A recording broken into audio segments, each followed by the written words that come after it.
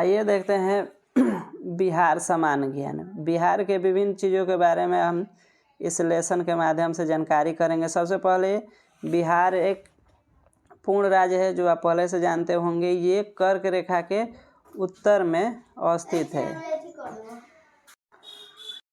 उत्तर में अवस्थित है।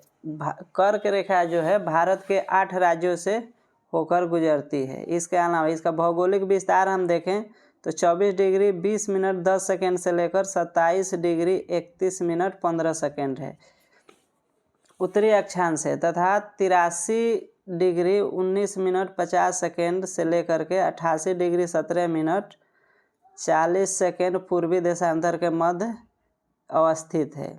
इसकी आकृति जो है वो ज्यामितीय है। बिहार का कुल क्षेत्रफल 94,163 वर्ग किलोमीटर है, जो भारत के कुल क्षेत्रफल का लगभग 2.68% है। क्षेत्रफल के दृष्टि से देखें तो ये 13वां स्थान रखता है। बिहार का जो नाम विहार पड़ा है, असल में यहाँ पे बौद्ध मठ बहुत अधिक हुआ करते थे, इसलिए इसका नाम विहार पड़ा है। अब विहार से बिहार हो गया है। पहले बिहार था, अब बिहार हो गया है, उसी का ये नाम है। अगर इसके क्षेत्रफल की बात करें, बिहार उत्तर से दक्षिण के तरफ 345 किलोमीटर है, तथा पूरब से पश्चिम की तरफ 483 किलोमीटर चौड़ा है। यानी कि बिहार का इस तरह से बात करें तो 345 किलोमीटर है, जबकि इस तरह से देखें तो 483 किलोमीटर है। बिहार के दक्षिण में जो राज्य है झारखंड, इसका गठन 15 नवंबर 2000 को अलग करके हुआ। बिहार का बंटवारा हुआ, उसमें 15 नवंबर 2000 को बिहार से झारखंड अलग हो गया। बिहार को पृथक प्रांत बनाने में दिल्ली दरबार की घोषणा हुई 12 दिसंबर 1911। उड़ीसा जो है बिहार सहित विधिवत घोषणा कब हुई? 22 मार्च 1912। इसलिए 22 मार्च को बिहार दिवस मनाया जाता है। बिहार प्रांत के रूप में कब शुरू हुआ? 1 अप्रैल 1912। राजधानी है पटना और उच्च न्यायालय है पटना। इसकी स्थापना 1916 में हुई थी। राजकीय भाषा हिंदी है। द्वितीय राजकीय भाषा उर्दू है। राजकीय पक्षी गौरैया है। राजकीय पशु बैल है। राजकीय पुष्प जो है वो गेंदा है। राजकीय वृक्ष बोधि वृक्ष है। आप बिहार सरकार के लोगो देखे होंगे तो इसी वृक्ष का चिन्ह आता है। राजकीय वृक्ष पीपल है और राजकीय जो चिन्ह है वो बोधि वृक्ष है। जो बिहार सरकार के विभिन्न चीज़ों में कागजों पे जो चिन्ह आता है इसी महाबोधि वृक्ष का आता है। राजकीय मछली मांगुर है। प्रमुख जो भाषाएं यहाँ पे बोली जाती है वो है हिंदी, अंगिका, भोजपुरी, मगही, उर्दू। प्रमुख जो त्यौहार हैं वो छठ है, होली, दीपावली, दशहरा, शिवरात्रि और नागपंचमी। बिहार दिवस 22 मार्च को मनाया जाता है। ये 22 मार्च यहीं से आया हुआ है। 22 मार्च 1912 को ये विधिवत घोषणा हुई थी, इसलिए 22 मार्च को बिहार दिवस मनाया जाता है। बिहार सरकार का जो प्रार्थना है, राजगीत है, वो है मेरी रफ्तार पे सूरज की किरण राज करेगी। ये वाला जो है ये प्रार्थना है, बिहार का राजकीय गीत है जिसमें गाया जाता है।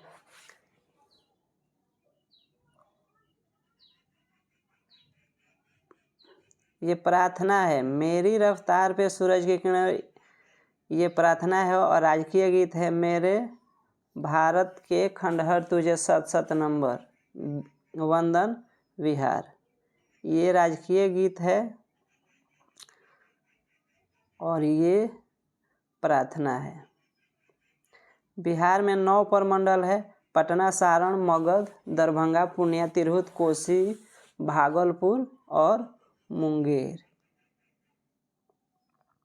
बिहार में कुल 38 जिले हैं। 38वां जिला अरवल है, जो 2001 में जहानाबाद को काट करके अलग बनाया गया। पहले 37 जिले थे, 2001 में इसको काट करके जहानाबाद से अलग करके अरवल को बनाया गया। बिहार में कुल अनुमंडलों की संख्या 101 है। महानगरों की संख्या 1 है। सबसे बड़ा महानगर पटना है। 1 लाख से अधिक जनसंख्या वाले नगरों की संख्या 19 है और नगर निगम 11 है। विश्वविद्यालयों की संख्या 21 है। जलवायु मानसूनी है। औसत वर्षा 112 सेंटीमीटर। दक्षिण पश्चिम मानसून से वर्षा की प्राप्ति होती है। बाढ़ प्रभावित क्षेत्र 64.41 लाख हेक्टेयर है।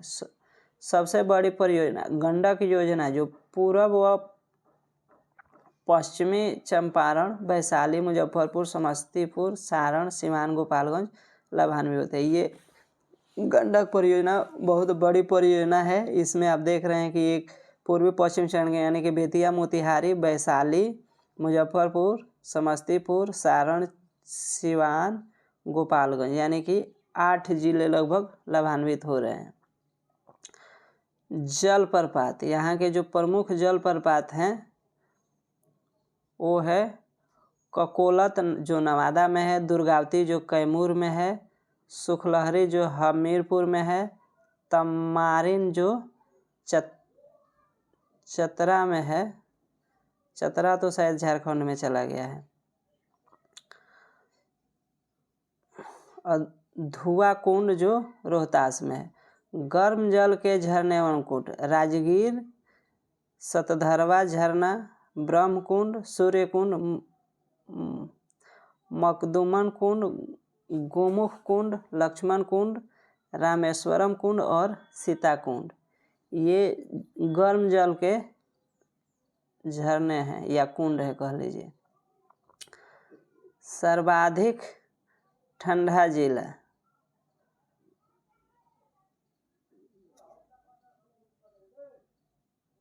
गया है और सर्वाधिक गर्म जिला गया, ये दोनों में ही आता है। यानी कि रात में इसका तापमान बहुत गिर जाता है, दिन में भी बहुत चढ़ जाता है। इसका मतलब कि सबसे अधिक गर्म जिला है और सबसे अधिक ठंडा जिला भी है।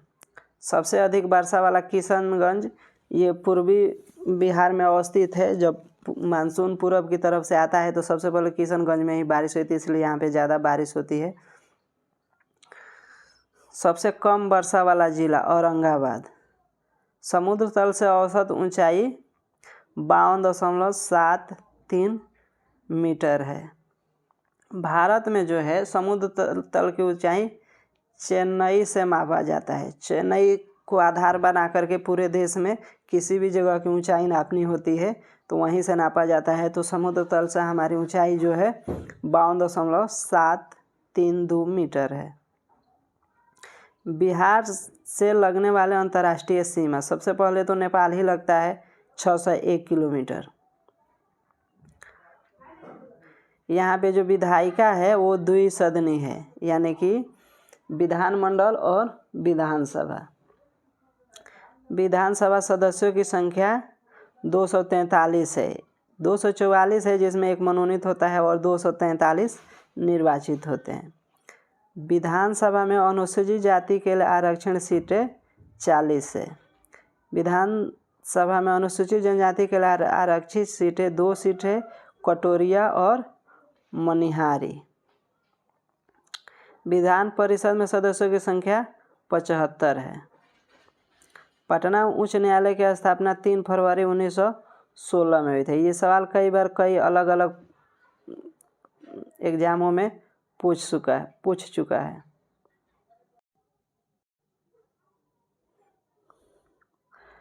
पटना उच्च न्यायालय में जो पदों की संख्या यानी कि जो जज हैं वो 43 है। राज्यसभा की यहाँ पे 16 सीटें हैं। लोकसभा के लिए 40 सीटें हैं। लोकसभा में अनुसूचित जाति के लिए 6 सीटें यहाँ पे आरक्षित है। गोपालगंज, हाजीपुर, जमुई, समस्तीपुर, सासाराम और गया। इसमें से हाजीपुर में आप जानते होंगे रामविलास पासवान जो लड़ते थे चुनाव, वो यहीं पे लड़ते थे। अब आइए भौगोलिक परिदृश्य देखते हैं। बिहार की जो चौहद्दी है यानी कि जो चारों ओर से जो बाउंड्री बनता है उसमें उत्तर से नेपाल है। उत्तर से नेपाल, दक्षिण से झारखंड, पूर्व से पश्चिम बंगाल और पश्चिम में उत्तर प्रदेश राज्य है। इसके अलावा अलग अलग जो राज्य हैं और देश हैं उनके साथ कौन कौन से जिले बाउंड्री बनाते हैं उसको देख लीजिए। नेपाल के साथ जो है किशनगंज, अररिया, सुपौल, मधुबनी, सीतामढ़ी, पूर्वी चंपारण और पश्चिमी चंपारण। पूर्वी चंपारण को मोतिहारी बोला जाता है और पश्चिमी चंपारण को बेतिया बोला जाता है। पूर्वी चंपारण मोतिहारी और पश्चिमी चंपारण बेतिया। तो नेपाल के साथ साझा करने वाले हो गए बेतिया, मोतिहारी, किशनगंज, अररिया, सुपौल, मधुबनी, सीतामढ़ी।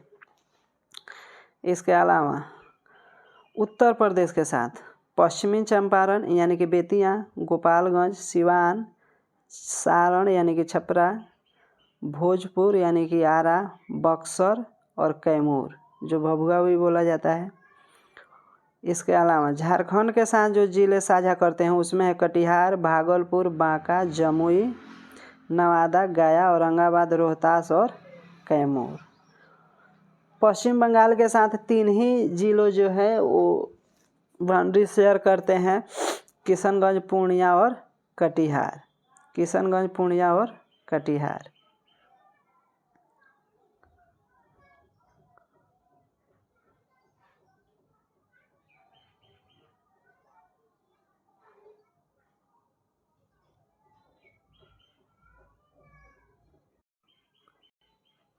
आइए अब ऐतिहासिक परिदृश्य देखते हैं। मूल रूप से बिहार शब्द का अर्थ बौद्ध मठ होता है। ये विहार है, आप देख रहे होंगे ये बिहार, इसका मतलब होता है बौद्ध मठ। मध्य युग में अवशेष मुंगेर में मिलते हैं। जो बिहार में मध्य पाषाण युग के अवशेष जो मिले हैं वो मुंगेर में मिले हुए हैं। उत्तर बिहार में चिरांद ये छपरा यानी कि सारण जिले में मिलता है। चेचर जो वैशाली जिला में और में नव पाषाण के अवशेष मिले हुए। यहाँ पे मिले हुए हैं मध्य पाषाण के अवशेष जो मिले हैं वो मुंगेर में मिले हैं। उत्तर बिहार में चिराद जो सारण जिला में है, चेचर जो वैशाली में है, नव पाषाण के अवशेष प्राप्त हुए हैं। पूरा पाषाण युग के औजार मुंगेर के भीम बांध से मिले हुए हैं। अंगराज वर्तमान मुंगेर और भागलपुर जिलों में फैला हुआ है। अब महाभारत काल में देखिएगा तो अंग का जिक्र आता है। जो कर्ण था इसी अंग प्रदेश का शासक था। तो अंग का जो क्षेत्र है वो मुंगेर और भागलपुर के क्षेत्रों में फैला हुआ था। ऋग्वेद में बिहार के लिए किकट और वात्य का उल्लेख हुआ है। मतलब ऋग्वेद में बिहार के लिए किकट शब्द और वात्य शब्द का प्रयोग किया गया है। वायु पुराण में गया क्षेत्र को असुरों के राज होने की चर्चा की गई है। ये वही गया है जो पहले हमने देखा था कि सबसे अधिक गर्मी पड़ती है बिहार में और सबसे अधिक ठंडी भी पड़ती है गया में। महात्मा गौतम बुद्ध के समय उत्तर भारत की राजनीति की 4 शक्तिशाली राजतंत्रों कौशल, वत्स, अवंती, मगध का वर्चस्व था। इसमें जब 16 जनपद आप पढ़िएगा तो इसमें सबसे जो अधिक महत्वपूर्ण हो जाता है वो हो जाता है मगध। अथर्ववेद में मगध का सर्वप्रथम उल्लेख मिलता है। मगध का सर्वप्रथम उल्लेख अथर्ववेद में मिलता है। मगध साम्राज्य का उत्कर्ष 6ठी ईसा पूर्व हुआ था।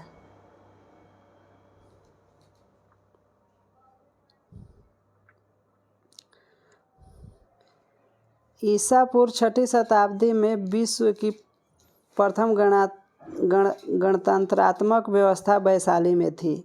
जो हम आज पढ़ते हैं गणतंत्र, इसकी शुरुआत 6ठी ईसा पूर्व बिहार के वैशाली से ही शुरू होती है और पूरी दुनिया में आज फैली है।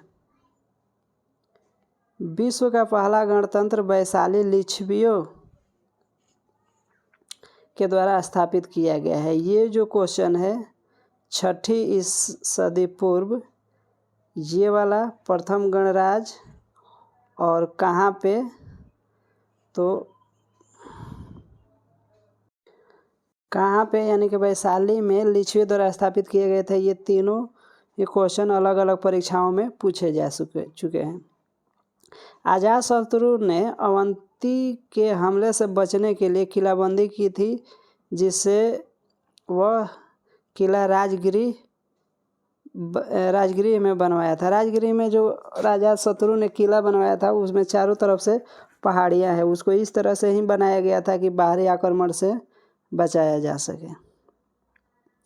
मगध की प्रारंभिक यानी कि प्रथम राजधानी गिरिब्रिज थी, राजगिरी। ये वही वाला राजगिरी है जो अजातशत्रु ने हमले से बचने के लिए, अवंती जो राज्य था 16 जनपदों में से एक अवंती भी था, इसके हमले से बचने के लिए इसने राजगिरी में राजधानी बनाया था और मगध की यही पहली राजधानी थी।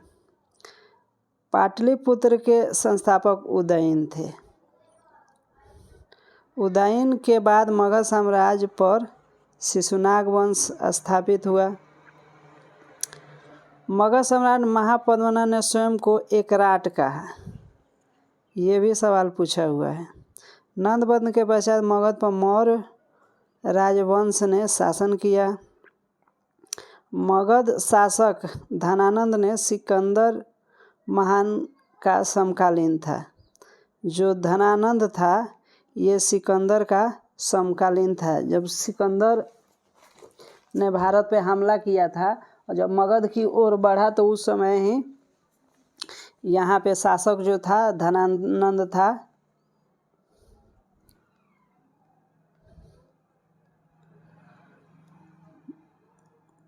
मगध में मौर्य वंश के शासन की स्थापना चंद्रगुप्त मौर्य ने की थी। ये भी पूछा हुआ सवाल है। पाटलिपुत्र में स्थित चंद्रगुप्त महल मुक्त लकड़ी का बना था। ये भी पूछा हुआ सवाल है।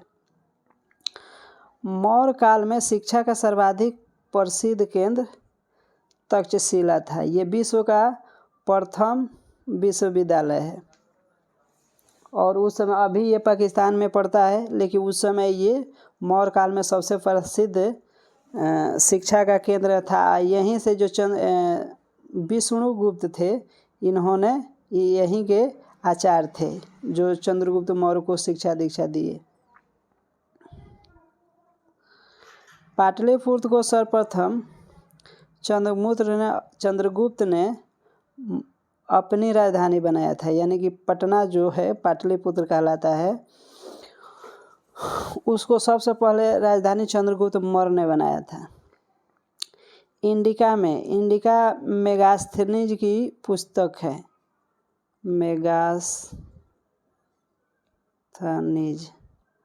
मेगास्थनीज जो था उसी की पुस्तक है इंडिका। पाटलिपुत्र के शासन का वर्णन किया गया है इंडिका में। मास्की के लघु शिलालेख से अशोक ने स्वयं को मगध का सम्राट बताया है। तो जो मास्की में छोटा सा अभिलेख है वहाँ पे जो लिखा गया है उसमें अशोक ने अपने आप को मगध का सम्राट बताया है। नालंदा से प्राप्त मुद्रा लेख में अवंती वर्मन को महाधिराज कहा गया है। नालंदा से जो प्राप्त मुद्रा लेख हैं उसमें अवंती वर्मन का जो शासक है अवंती वर्मन, उसको महाधिराज कहा गया है उस सिक्के में। महेश ठाकुर ने दरभंगा राजवंश की स्थापना की थी। महेश ठाकुर ने दरभंगा राजवंश की स्थापना की थी। सुचंद्र बर्मन ने मगध में अपना स्वतंत्र राज कायम किया था। गुप्त काल में नालंदा महाविहार की स्थापना हुई थी। नालंदा महाविहार या नालंदा विश्वविद्यालय जो पूरी दुनिया में प्रसिद्ध है अपने ज़माने में, उसमें नालंदा जो महाविहार है उसकी स्थापना गुप्त काल में हुई थी। इसका संस्थापक कुमारगुप्त था। गुप्त वंश के अधीन 4वीं शताब्दी में बिहार के गौरव का पुनरुद्धार हुआ। स्थापत्य कला क्षेत्र में गुप्त काल की उपलब्धियों में बोध गया का महाबोधि मंदिर, नालंदा महाविहार के अवशेष महत्वपूर्ण है। अब आ जाइए मध्यकाल में। पाल वंश के संस्थापक गोपाल ने पाल वंश का साम्राज्य बिहार में फैलाया। पाल वंश का संस्थापक था गोपाल। इसको लोगों द्वारा चुना गया राजा कहा जाता है। ये किसी राजवंश से नहीं आया था बल्कि लोगों ने इसको चुना था। गोपाल ने उदंतपुरी अर्थात वर्तमान बिहार शरीफ में एक मठ और विश्वविद्यालय का निर्माण कराया था। ये भी पूछा हुआ सवाल है कि उदंतपुरी या वर्तमान में जो बिहार शरीफ में एक मठ और विश्वविद्यालय का निर्माण किसने कराया था, तो ये था गोपाल। गोपाल शासक धर्मपाल ने भागलपुर जिले में विक्रमशिला में महाविहार और विश्वविद्यालय का निर्माण करवाया था। 200 गांव नालंदा विश्वविद्यालय के रख रखाव हेतु दान दिए थे।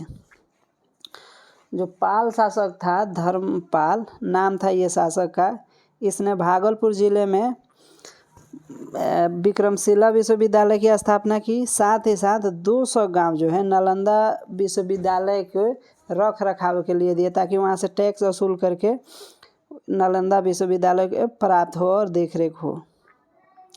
देवपाल ने नालंदा में एक विहार की देखरेख हेतु 5 गांव अनुदान दिए। प्रतिहारों ने उत्तरी पूर्वी प्रदेश और बिहार के अधिकांश क्षेत्रों में मिहिर भोज और महेंद्र पाल के शासनकाल में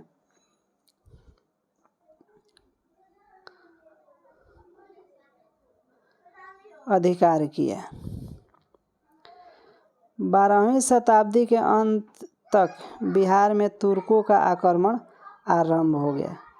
12वीं शताब्दी के अंत तक जो तुर्क लोग थे ये बिहार पर भी आक्रमण करने लगे। तुरुस दंड नामक कर की चर्चा गढ़वाल वंश के शासक गोविंद चंद्र के मुंगेर ताम्रपत्र से मिलता है। तुरुस दंड एक प्रकार का कर था। इसकी चर्चा जो है गढ़वाल वंश के शासक गोविंद चंद्र के मुंगेर ताम्रपत्र से मिलता है। बिहार में तुर्क सत्ता की स्थापना का वास्तविक संस्थापक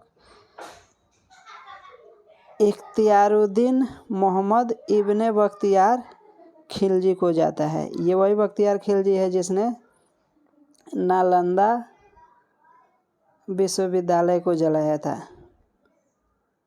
नालंदा विश्वविद्यालय को जलवाया था। बिहार के क्षेत्र में फिरोज शाह, सिकंदर लोदी, बलबन, इल्तुतमिश, गयासुद्दीन तुगलक के आक्रमण हुए।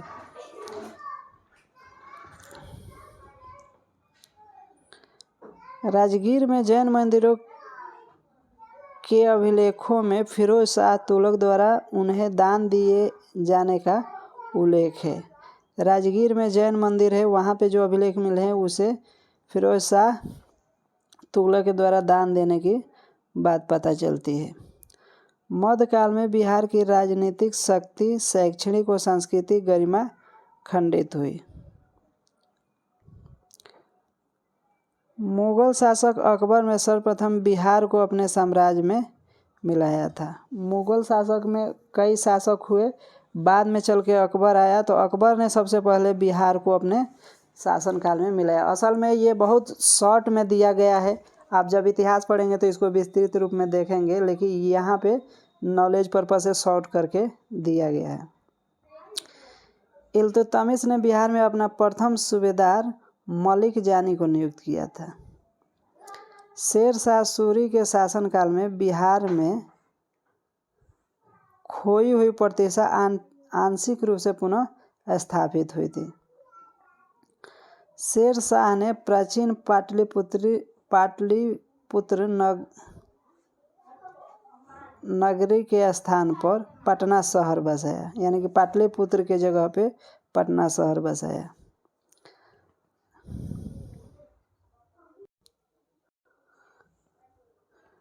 नालंदा विश्वविद्यालय का वैभव अख्तियार खिलजी के हाथों नष्ट हुई। पहले ही आपको बताए थे, इधर जब तुर्कों का आक्रमण हुआ उसमें सबसे यही आदमी था जिसने नालंदा विश्वविद्यालय को पूरी तरह से आग लगा के जला दिया। अकबर ने 1576 ईस्वी में बंगाल और बिहार को मुग़ल साम्राज्य में मिलाया। ये भी पूछा हुआ सवाल है। 12 अगस्त 1765 को मुग़ल सम्राट शाह आलम द्वितीय ने ईस्ट इंडिया कंपनी को बंगाल, बिहार और उड़ीसा की दीवानी सौंप दी। असल में जो बक्सर की लड़ाई हुई थी 1765 में, उसमें शाह आलम द्वितीय, अवध के नवाब और बंगाल के नवाब, ये तीनों की संयुक्त सेना अंग्रेज़ों की सेना से हार गई थी, जिसके बाद तीनों के साथ अंग्रेज़ों ने एक संधि की थी। उस संधि के तहत बिहार, बंगाल और उड़ीसा की दीवानी जो है अंग्रेज़ों को मिल गए थे, यानी कि टैक्स वसूलने का अधिकार जो है अंग्रेज़ों ने अपने हाथ में ले लिया और यहीं से अंग्रेज़ी शासन की शुरुआत हो गई।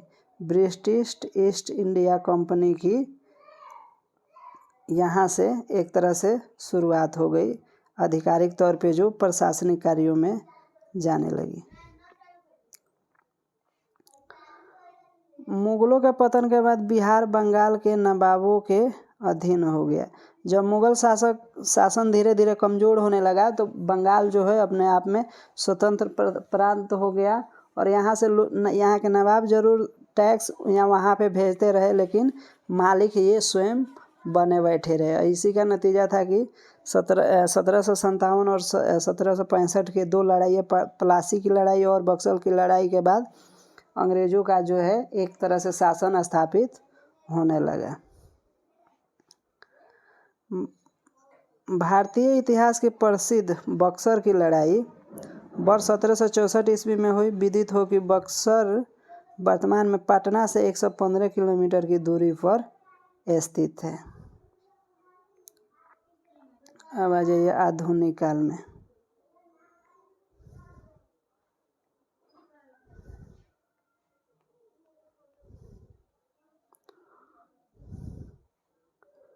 रॉबर्ट क्लाइव ने सिताब राय को बिहार का नायब दीवान नियुक्त किया था। जो अंग्रेज सेनानायक था रॉबर्ट क्लाइव, या जो अंग्रेज गवर्नर था रॉबर्ट क्लाइव, इसने सिताब राय को बिहार का नायब दीवान नियुक्त किया था। गोलघर का निर्माण गवर्नर जनरल लॉर्ड कॉर्नवालिस के समय हुआ था। असल में गोलघर का निर्माण किया गया था अनाज रखने के लिए, स्टोरेज सिस्टम के लिए। ये पूछा हुआ सवाल है। इसके अलावा जब बिहार और बंगाल में एक तरह से जब संयुक्त रूप से अकाल पड़ा था, बहुत सारे लोग मारे गए थे, तब इसकी ज़रूरत महसूस हुई। इसके लिए अनाज रखने के लिए गोलघर का निर्माण किया गया था। 1830 के दशक में पटना नगर बहावी आंदोलन का केंद्र था। 1897 की क्रांति के दौरान बिहार में क्रांतिकारियों के नेता बाबू कुंवर सिंह थे। 1857 में क्रांति जो हुई थी उसमें बिहार में यही आदमी सबसे आगे थे, जो जगदीशपुर के थे, और इन्होंने पटना में जो आंदोलनकारी हुए उनका इन्होंने नेतृत्व किया। श्री दीपनारायण सिंह के प्रयत्नों से बिहार प्रांतीय कांग्रेस का दूसरा अधिवेशन हुआ। जयप्रकाश नारायण बिहार सोशलिस्ट पार्टी के संस्थापक थे। ये भी पूछा हुआ सवाल थे कि सोशलिस्ट पार्टी से कौन संबंधित है। तो जयप्रकाश नारायण जो जेपी आंदोलन के नाम से जाना जाता है, इंदिरा गांधी के सरकार में इमरजेंसी के दौरान इन्होंने संपूर्ण क्रांति का आह्वान किया और पूरे देश से छात्रों और युवाओं के साथ साथ लोगों को इकट्ठा किया। इसलिए इन्हें लोकनायक जयप्रकाश नारायण भी कहा जाता है।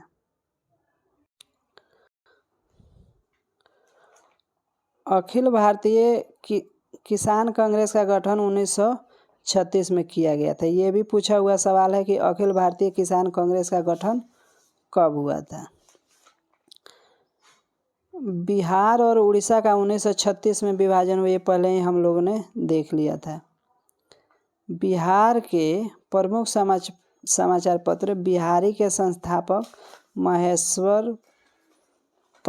बाबू महेश्वर प्रसाद थे। बिहार 1912 में बंगाल से अलग हुआ। 22 मार्च को हुआ था, इसीलिए 22 मार्च को बिहार दिवस मनाया जाता है।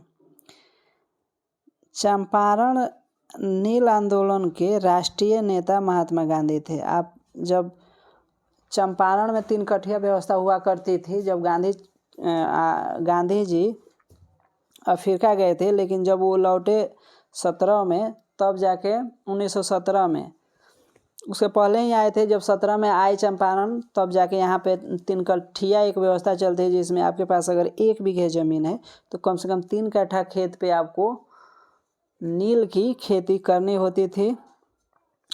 और उससे एक साइड इफ़ेक्ट ये था कि अगर आप नील की खेती करते हैं तो 1 साल के बाद आपकी जो ज़मीन है वो बंजर हो जाती थी, इसलिए किसान करना नहीं चाहते थे।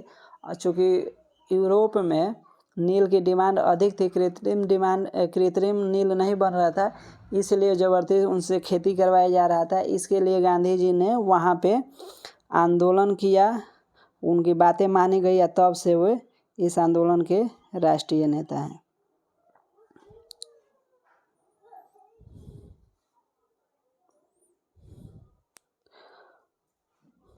असहयोग आंदोलन के दौरान जयप्रकाश नारायण ने पटना कॉलेज छोड़ा, जबकि उनकी परीक्षा के केवल 20 दिन ही बचे थे। जब असहयोग आंदोलन शुरू हुआ उस समय जयप्रकाश नारायण ने पटना कॉलेज से पढ़ाई छोड़ी, जबकि उनके परीक्षा में केवल 20 दिन ही बाकी थे। 1922 में गया के इंडियन नेशनल कांग्रेस के अधिवेशन के अध्यक्ष चित्तरंजन दास थे। 1930 में विद्यापति रचित कीर्तिलता में बिहार शब्द का उल्लेख मिलता है। विद्यापति कवि हैं, इनके बहुत सारी रचनाएं हैं, उन्हीं की एक कीर्ति है कीर्तिलता, उसमें बिहार शब्द का प्रयोग किया गया। ये 1930 में किताब आई थी। ब्रिटिश शासकों के विरुद्ध प्रथम विद्रोह 1763 ईस्वी में बंगाल और बिहार के सन्यासियों ने किया था। इस विद्रोह को भारतीय इतिहास में सन्यासी विद्रोह के नाम से जाना जाता है। ये भी एक पूछा सवाल है कि सन्यासी विद्रोह किससे संबंधित है या किस प्रदेश से संबंधित है और ये कब हुआ था। तो अंग्रेज़ों के खिलाफ ये पहला आंदोलन था जो बिहार और बंगाल के संयुक्त रूप से हुआ था, और इसमें सन्यासियों ने ये विद्रोह किया था, इसलिए इस आंदोलन का नाम सन्यासी विद्रोह था। 1891 में खुदा बख्श लाइब्रेरी की स्थापना की गई, ये पटना में है। चिश्ती सिलसिले के सूफी सर्वप्रथम बिहार आए थे, यानी कि चिश्ती संप्रदाय की ये बात हो रही है।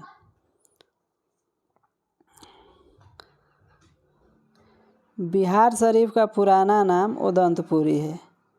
पहले ही हमने उदंतपुरी विश्वविद्यालय को पढ़ा, तो ये बिहार शरीफ का पुराना नाम पहले उदंतपुरी था, अब बिहार शरीफ है।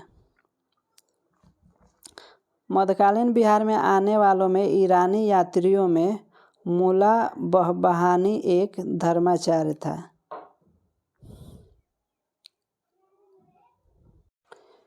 आइए देख लेते हैं बिहार की सांस्कृतिक जो परिदृश्य है उसके बारे में। प्रमुख लोक नृत्य,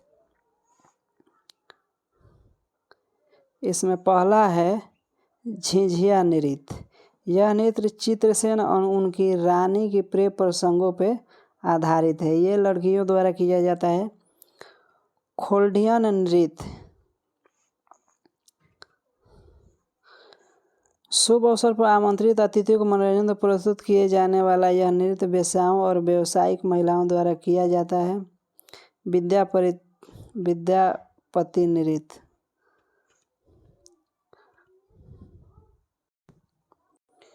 बिहार के प्रमुख मेले, सिंहेश्वर स्थान। प्रत्येक वर्ष शिवरात्रि के अवसर पर मधेपुरा जिले के सिंहेश्वर स्थान पर यह मेला लगता है। मंदार मेला, बांका जिले के मंदारी पहाड़ी पर प्रत्येक वर्ष मकर संक्रांति के अवसर पर यह मेला लगता है। यहाँ पे एक पहाड़ी है मंदार पहाड़ी, यहीं पे मेला लगता है और यहाँ पे लोग जाते हैं। इस पत्थर में शायद ये क्वालिटी है कि वहाँ पे जो सिक्का रखने पर चिपक जाता है, जिसकी वजह से यहाँ पे बहुत सारे लोग जाते हैं घूमने के लिए। मुजफ्फरपुर मेला, सुहृदय संघ नामक साहित्यिक संस्था प्रतिभा मुजफ्फरपुर में इस मेले का आयोजन करवाती है। इस मेले में प्राय पूरे देश के साहित्य प्रेमी भाग लेने आते हैं। पितृपक्ष मेला, इस मेले में देश विदेश के हिंदू लोग आते हैं, अपने पूर्वजों की आत्मा की शांति के मोक्ष प्राप्ति में पिंडदान करते हैं। ये गया में लगता है। गया जिले में भगवान राम ने जहाँ अपने पिता का मोक्ष प्राप्ति हेतु पिंडदान किया था, जिस फाल्गु नदी में नहाए थे, वहाँ पे लोग उसी फाल्गु नदी में नहाने के लिए लोग जाते हैं ताकि पाप से मुक्ति मिल सके। और दूसरा ये है कि उनके जो पूर्वज हैं उनका पिंडदान करें, उनको भी मोक्ष प्राप्त हो। वैशाली मेला, वैशाली में इस मेले में पूरे देश के जैन ज्वालामुखी जमा होते हैं और भाग लेते हैं। सोनपुर मेला, ये विश्व प्रसिद्ध मेला है। यह देश का सबसे बड़ा पशु मेला है। विश्व प्रसिद्ध मेले में हरिहर क्षेत्र का मेला के नाम से भी जाने। इस मेले का नाम हरिहर क्षेत्र भी है। यह विश्व प्रसिद्ध मेला है। समय मिले तो आप भी जाके कहीं घूमिए। अब देखें बिहार के प्रमुख पर्यटन स्थल। इसमें पहला है कुंडग्राम। 540 ईसा पूर्व कुंडग्राम जो वैशाली के निकट है, भगवान महावीर का जन्म हुआ था। बिहार शरीफ, पाल शासक धर्मपाल 8वीं सदी में यहाँ उदयपुरी विश्वविद्यालय की स्थापना की थी, हमने पहले ही देखा था। वैशाली यह जैन धर्म का सबसे महत्वपूर्ण स्थल मुजफ्फरपुर से 37 किलोमीटर की दूरी पर दक्षिण पश्चिम की ओर स्थित है। द्वितीय बौद्ध संगति का आयोजन यहाँ 383 ईस्वी में हुआ था।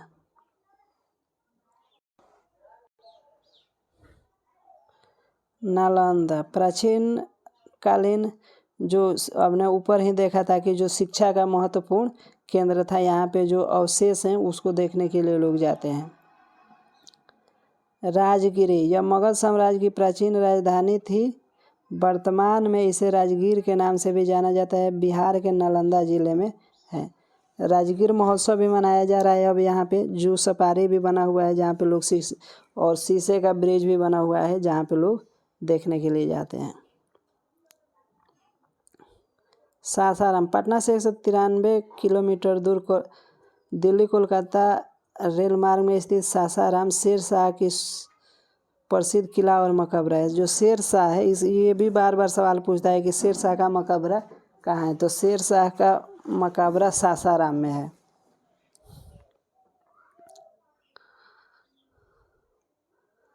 विक्रमशिला भागलपुर में स्थित है। यह पाल शासक से प्रमुख विक्रमशिला विश्वविद्यालय है, जो पाल शासक के शासन के समय शिक्षा का केंद्र था। पावापुरी नालंदा जिले में स्थित है और जैन धर्मावलंबियों का प्रमुख स्थल है। गया फल्गु नदी के किनारे बसा है। धार्मिक ये फल्गु नदी के किनारे बसा हुआ है। इसी नदी में लोग मोक्ष प्राप्ति के लिए स्नान करने जाते हैं तथा अपने पूर्वजों का पिंडदान करने के लिए भी लोग गया जाते हैं। बोध गया, गया से 14 किलोमीटर दक्षिण बोध गया। पीपल वृक्ष के नीचे गौतम बुद्ध को, भगवान महात्मा बुद्ध को जब हम पढ़ते हैं तो उनकी जीवनी में ये सारी चीज़ें शामिल है। किस तरह से उनको पीपल के वृक्ष के नीचे उनको ज्ञान का प्राप्ति होती है। उस वहाँ पे आज भी पूजा जाता है, लोग जाते हैं वहाँ पे। इसके अलावा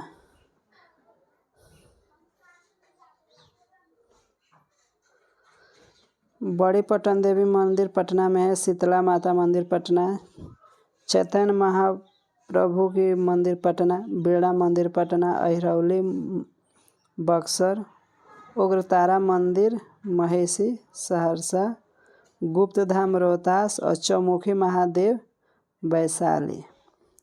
देवकुली का शिव मंदिर शिवहर, नेपाल मंदिर हाजीपुर, मंदारगिरी भागलपुर, राजगीर नालंदा, राम जानकी मंदिर सीतामढ़ी।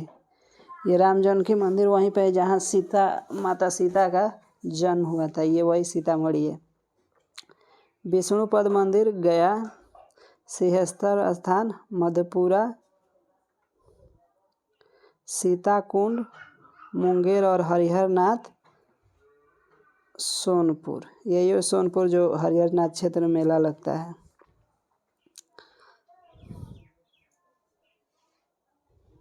आइए अब देखते हैं प्रमुख नदियाँ, उनके उद्गम स्थल। पहला है बागमती नदी जो हिमालय की महाभारत श्रेणी जो नेपाल में है से निकलती है। खोरमा घाट खगड़िया में ये गंगा नदी में मिल जाती है। दूसरा है कामला जो हिमालय की महाभारत श्रेणी से ही निकलती है और काढ़ा गोला के पास गंगा नदी में मिल जाती हैं। बिहार की जितनी भी नदियां हैं लगभग सब गंगा नदी में ही आकर के मिलती हैं। महानंदा हिमालय की महाभारत श्रेणी से निकलती है, कटिहार के पास गंगा नदी में मिल जाती है। फाल्गु नदी उत्तरी छोटा नागपुर के पठार से निकलती है और टाल क्षेत्र के पास गंगा नदी में मिल जाती है। पुनपुन नदी मध्य प्रदेश के पठारी भाग से निकलती है और फतुआ के पास गंगा नदी में मिल जाती है। अजय बटपहाड़ से निकलती है और पश्चिम बंगाल में गंगा नदी में मिल जाती है। कर्मनाशा नदी ये विंध्याचल की पहाड़ी से निकलती है और चौसा के उत्तर गंगा नदी में मिलती है। गंगा नदी ये गंगोत्री से जो उत्तराखंड में है निकलती है और बंगाल की खाड़ी में जाकर के गिरती है। इसके अलावा गंडक नदी जो अन्नपूर्णा मानंगमोट और अस्तांग जो नेपाल तिब्बत मध्य हिमालय में है से निकलती है और पहलेजा घाट के निकट गंगा नदी में मिल जाती है। बूढ़ी गंडक सोमेश्वर श्रेणी के पहाड़ियाँ एवं बिशंभरपुर चौर से ये निकलती है और मुंगेर के उत्तर और खगड़िया गंगा नदी में मिल जाती है। कोसी सप्तकोश की पूर्वी नेपाल से ये निकलती है और काढ़ा गोला पूर्णिया के निकट गंगा नदी में मिल जाती है। सोन नदी जो अमरकंटक मध्य प्रदेश से निकलती है दानापुर के निकट गंगा नदी में मिल जाती है। सरजुग जिसको घाघरा भी कहा जाता है नाम्पा श्रेणी नेपाल से निकलती है और छपरा के पास गंगा नदी में मिल जाती है। इसमें से जो ये गंडक नदी है इसको नेपाल में नारायणी नदी भी बोला जाता है। नारायणी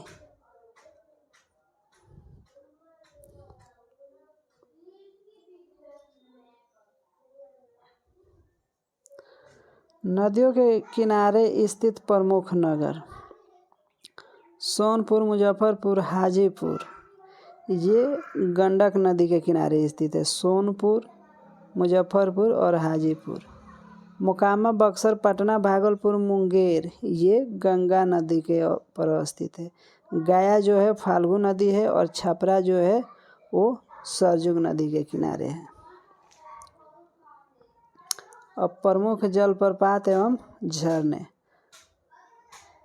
कर्मनाशा नदी पर प्रपात बक्सर में, जियार खुंड का छोटा प्रपात फुलवरिया नदी पे, दुर्गावती कैमूर में, ककोलत नवादा में स्थित है।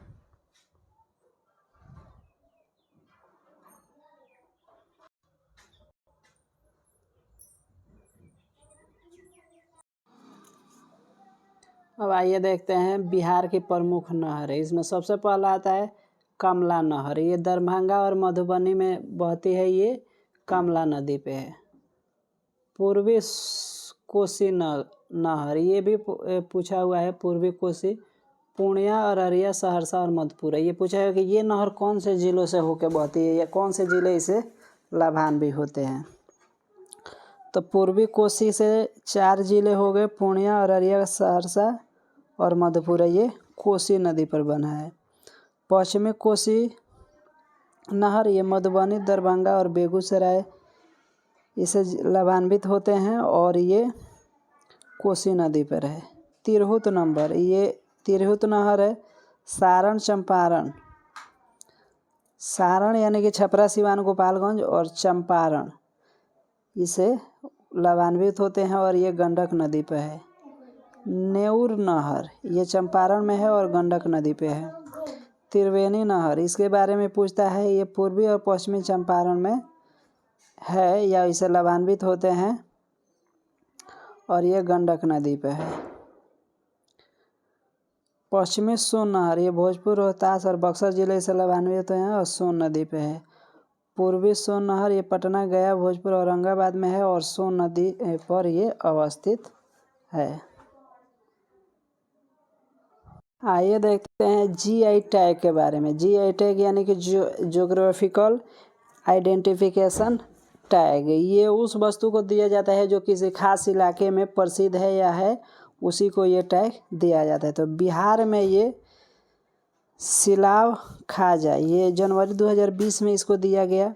यह बिहार का एक प्रसिद्ध मिठाई हो जो सिलाव नामक स्थान पर बनाई जाती है, इसलिए मिठाई का सिलाव खाजा के नाम से जाना जाता है। इसमें 52 परतों में बनाया जाता है। यह दिखने में पैंटीज जैसी होती है लेकिन स्वाद मीठा होता है। मखाना, मिथिला मखाना या मधुबनी मखाना, खास करके ये मधुबनी जिला में मिलता है। सितंबर 2019 में इसको जीआई टैग मिला है।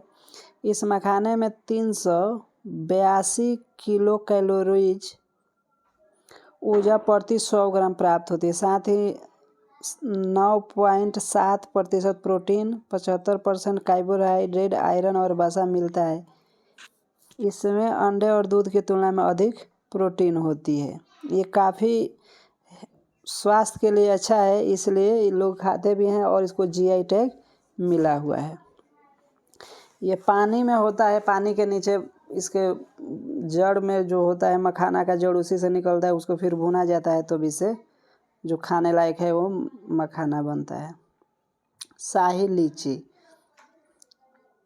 लीची मुजफ्फरपुर का प्रसिद्ध है। 5 अक्टूबर 2018 को इसको जीआई टैग मिला है। मुजफ्फरपुर जिले के प्रसिद्ध लीची है जो 32 प्रजातियों में पाई जाती है। यह काफ़ी रसीली और स्वाद में काफ़ी मीठा है। गौरतलब है कि इसमें खास सुगंध होती है। यह 80 से 90% भाग में पल्प से भरा होता है, यानी कि इसके जो बीज है वो छोटे होते हैं और इसमें बाकी चीज़ें ज़्यादा होती है, खाने वाला चीज़।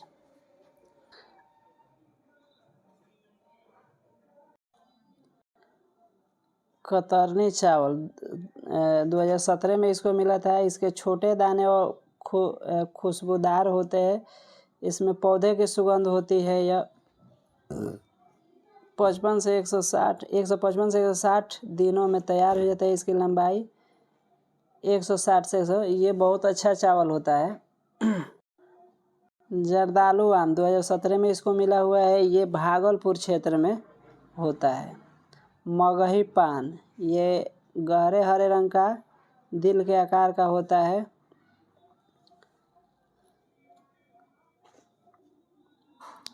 मधुबनी पेंटिंग, ये खासकर मधुबनी जिले में बनाई जाती है। प्रारंभ में इसे रंगोली के रूप में जाना जाता था, बाद में इसे कपड़ों दीवारों पर उतारा गया। यह मधुबनी जिले में प्रसिद्ध है, मधुबनी जिले की प्रसिद्ध है। अन्य जीआई टैग में टसर सिल्क, सिल्की कला, सुजनी, एप्लिक वर्क और भागलपुर सिल्क है। इसके अलावा बिहार से संबंधित सांस्कृतिक,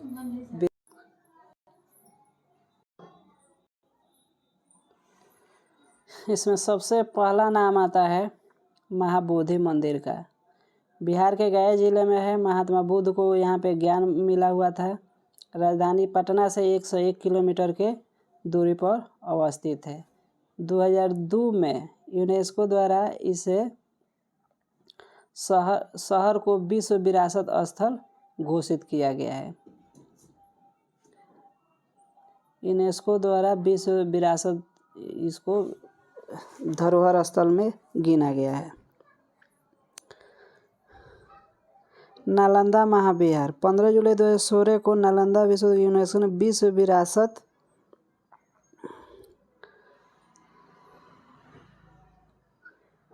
विरासत सूची में शामिल किया है। गौरतलब है कि पटना से लगभग 90 किलोमीटर की दूरी पर स्थित नालंदा विश्वविद्यालय के उत्कर्ष के दिनों में यहाँ अध्ययन केंद्र, मठ और समृद्ध पुस्तकालय थे, जिसे विभिन्न स्थानों से छात्र छात्राएं विषयों का शिक्षण ग्रहण करते थे। यहाँ ये दुनिया का पहला आवासीय विश्वविद्यालय था जहाँ दुनिया भर के छात्र रह करके पढ़ाई करते थे। सिल्क रोड साइट वैशाली प्रस्तावित, अब ये प्रस्तावित है, हुआ नहीं। यह एक विशाल व्यापार पथ है जो व्यापार मार्गों में एक विशाल नेटवर्क जो पूर्वी चीन से भूमध्य सागर, फारस और एशिया माइनर और मध्य एशिया के इंडो चीन जावा तक फैला हुआ है। विक्रमशिला प्राचीन सिल्क रोड प्रस्तावित, यह भारत में तीन प्रसिद्ध विश्वविद्यालयों में से एक तक्षशिला नालंदा के अलावा विक्रमशिला यह महत्वपूर्ण सांस्कृतिक विरासत, कला, शिक्षा केंद्र था। 8वीं शताब्दी में राजा धर्मपाल ने इसकी स्थापना की थी। यह भागलपुर के अंतिचक गांव में स्थित है। बुद्ध सर्किट योजना, बिहार में सबसे अधिक पर्यटक बौद्ध तीर्थ स्थलों के दर्शन को आते हैं। बौद्ध पर्यटन को ध्यान में रखते हुए रेलवे ने बौद्ध सर्किट योजना के तहत राजगीर से बोधगया को जोड़ने वाली रेल लाइन बिछाई गई है।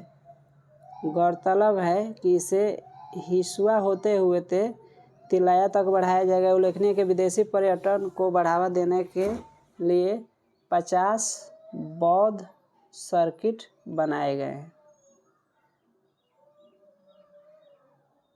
कुछ विविध जानकारी देख लेते हैं।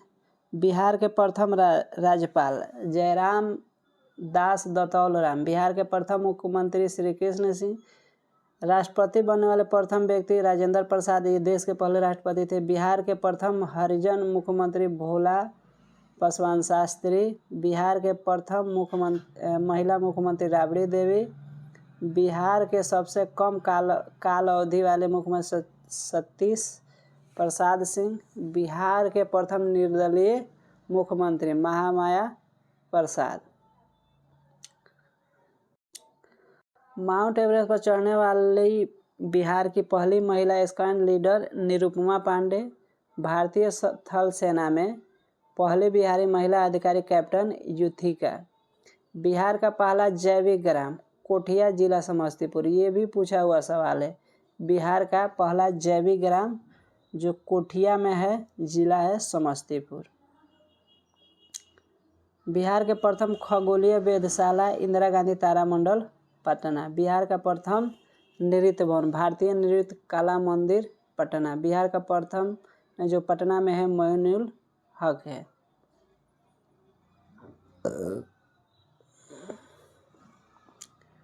बिहार विधानसभा के प्रथम अध्यक्ष रामदयालु सिंह। बिहार विधान परिषद के प्रथम सभापति राजीव रंजन प्रसाद सिंह। बिहार विधान परिषद की प्रथम महिला सभापति राजेश्वरी देवी।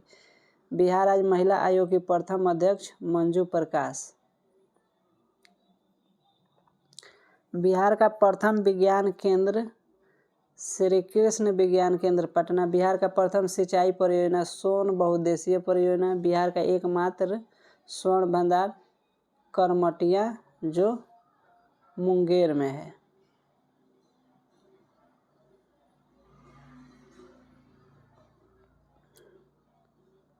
स्वतंत्रता के पश्चात पटना उच्च न्यायालय के प्रथम मुख्य न्यायाधीश मनमोहन अग्रवाल। बिहार में सर्वाधिक गंधक उत्पादक वाला जिला रोहतास। बिहार में स्थापित होने वाला पहला बैंक इलाहाबाद बैंक।